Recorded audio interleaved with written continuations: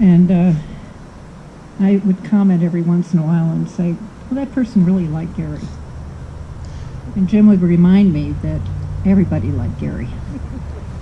And I said, yeah, you're right. He didn't have a mean bone in his body. He loved everyone.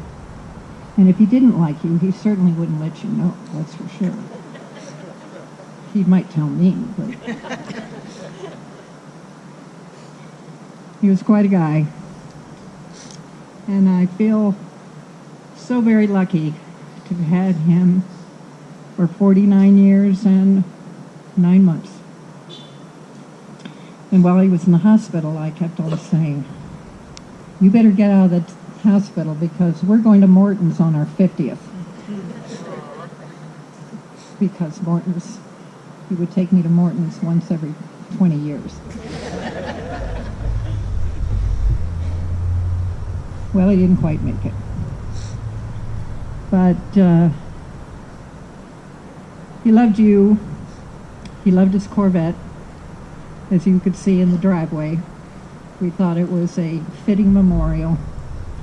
And those of you in the Corvette Club are nodding your heads, yes, absolutely. The car deserves to be adorned with flowers. And thank you for being here. And please eat and drink.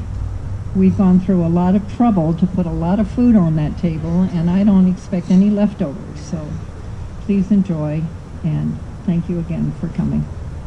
Thank you. We have an open mic. We have Gary stories. I don't know if I can say this right, but Gary, my Gary story is that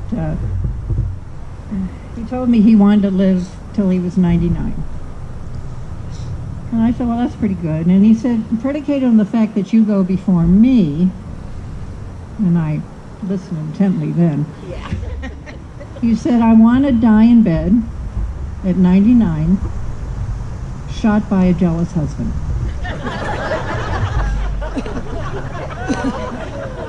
What can I say? I'll be glad to kick off before you do, just so that can happen. So if you have I'm sure Walgreen people have some Gary stories. And I know Dave, who we've known for 45 years, will have a Gary story or two. So if you have one, this is an open mic, and I hope you will share. Thank you.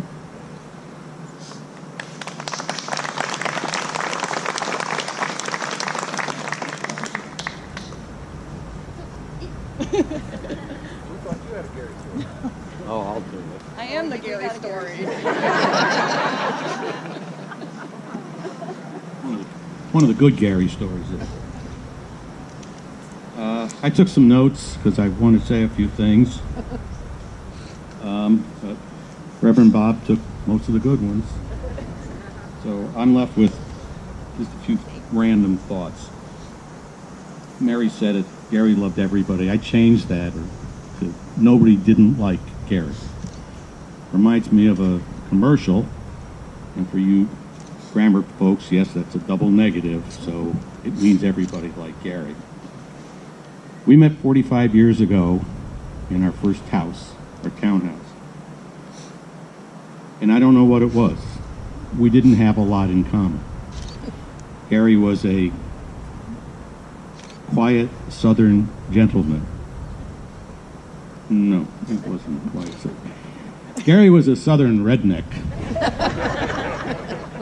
And I, a northern Yankee from New York.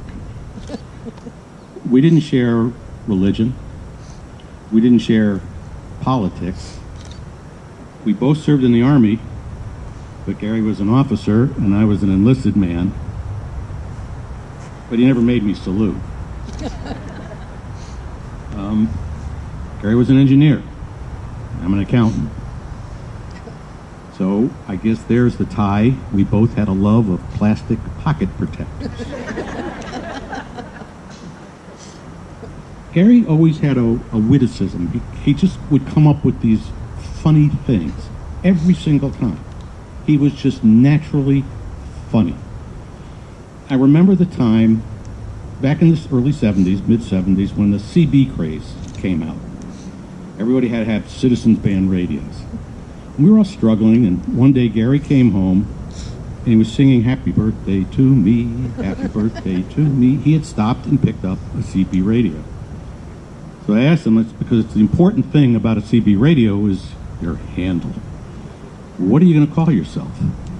And Gary said, "Tripod." I said, "Gary, you're not a photographer. How did you come up with that?"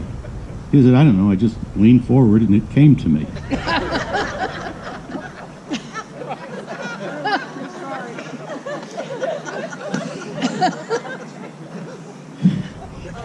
Quiet Southern gentleman, money. Gary made me a better friend, not just to him and his family, but to everybody. It's because he was always friendly. And I know he loved the military, and we heard about that. He made me proud to be a veteran. We served in a time when being a veteran wasn't necessarily cool, okay, but we did it.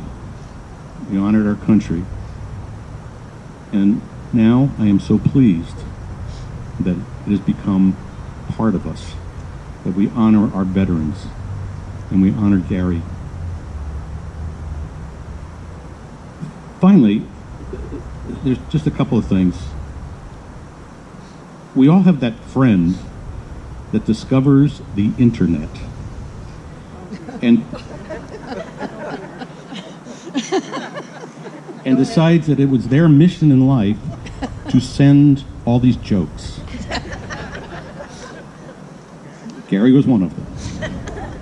But Gary was the one that I didn't have to say, "Stop it."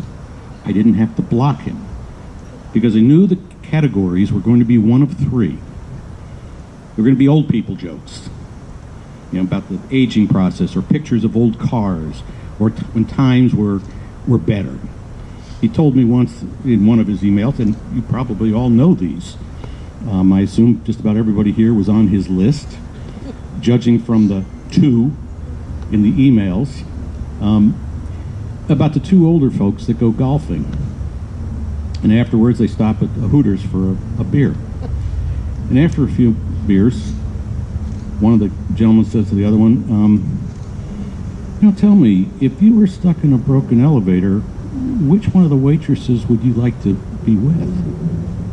The other one thought for a minute and said, "I'd like to be with the one that can fix an elevator."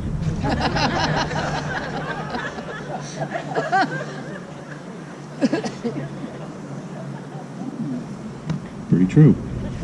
The other thing that Gary sent, the second classification, was the patriotic stuff. He would send these little missives, these little videos sometimes, or just speeches. They were not political. They were just the view of his country and how much he loved it. And I loved getting these because it inspired me. It made me feel good about my country. And finally,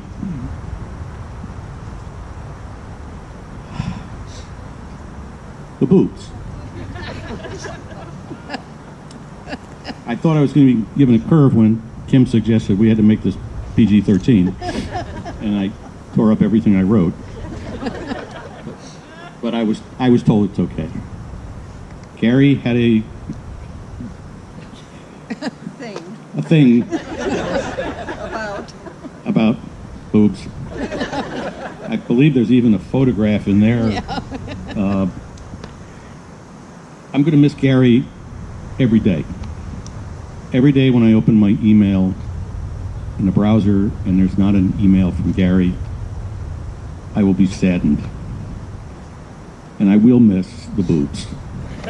So please, any more stories?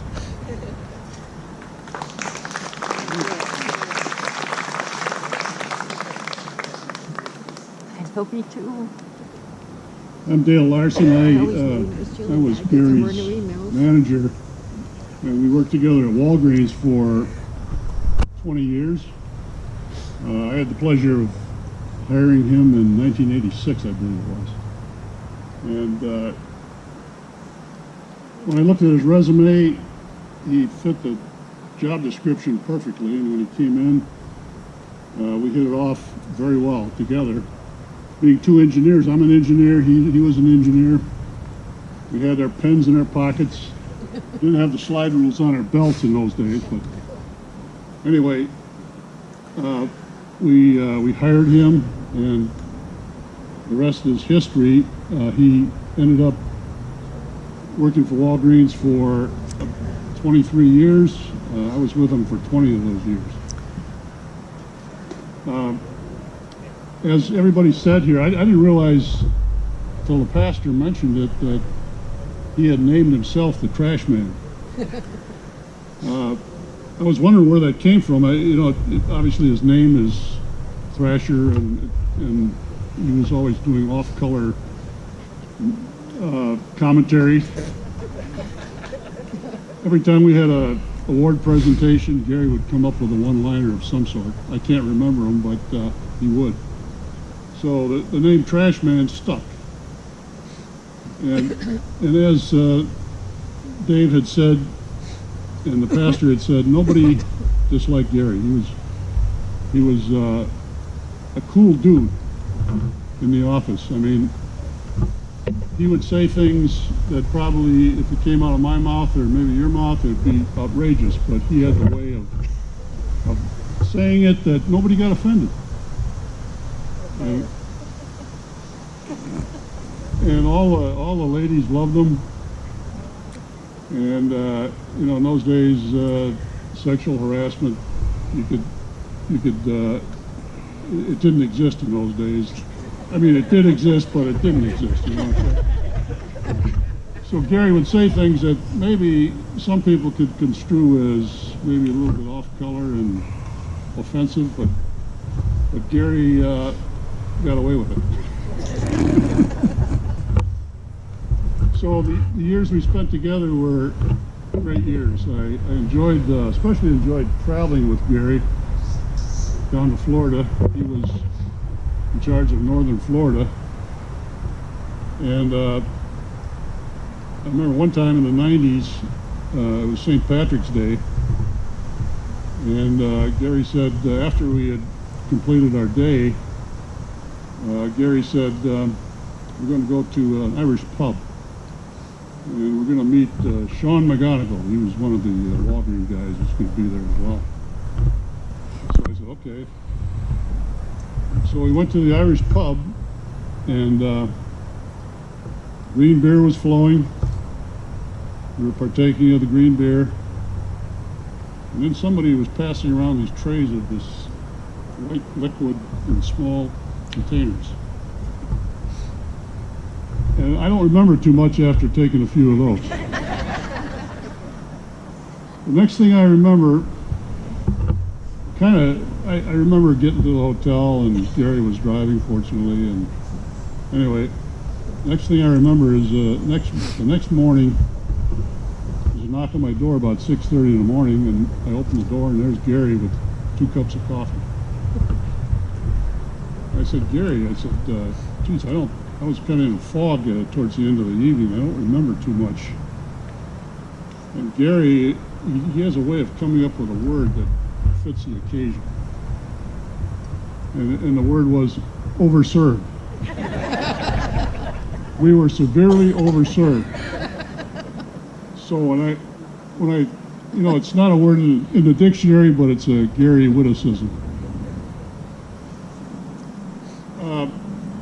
Probably my most favorite part of traveling with Gary, though, was at the end of the day, we would be driving back to the hotel or going to a restaurant or whatever, and Gary would call home.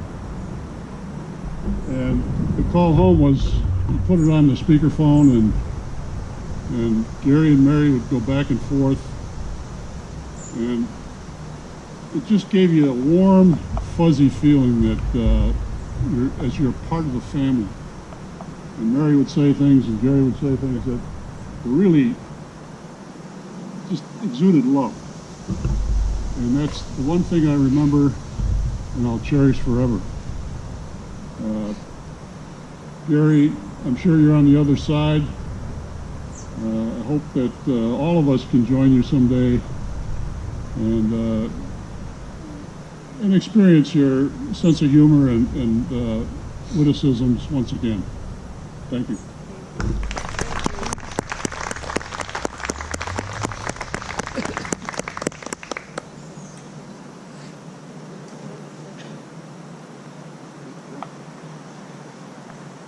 I do want to acknowledge some people that are here that I'm so deeply grateful and honored that they would come from Colorado, Kansas, Richmond, Virginia, Las Vegas, Nevada.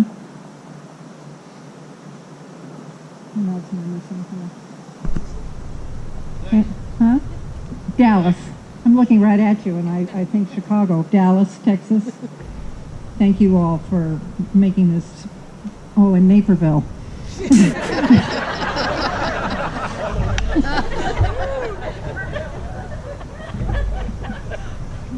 Traffic was horrendous. And Pennsylvania. Oh, yeah. Lancaster, Pennsylvania. Gary's cousin. And Florida. Jim's mother is here from Florida. I thank you for traveling great distances to honor Gary. I do appreciate it, and I love you guys even more. Thank you. So, lots of food in the dining room. Desserts are on the kitchen table. Please, please, please eat. And we have, like I said, adult beverages, so please enjoy. Thank you. Oh, put out baggies, yes. If you want to take some home, we'll have baggies. How's that? Lots of Ziploc. Lots of Ziploc bags.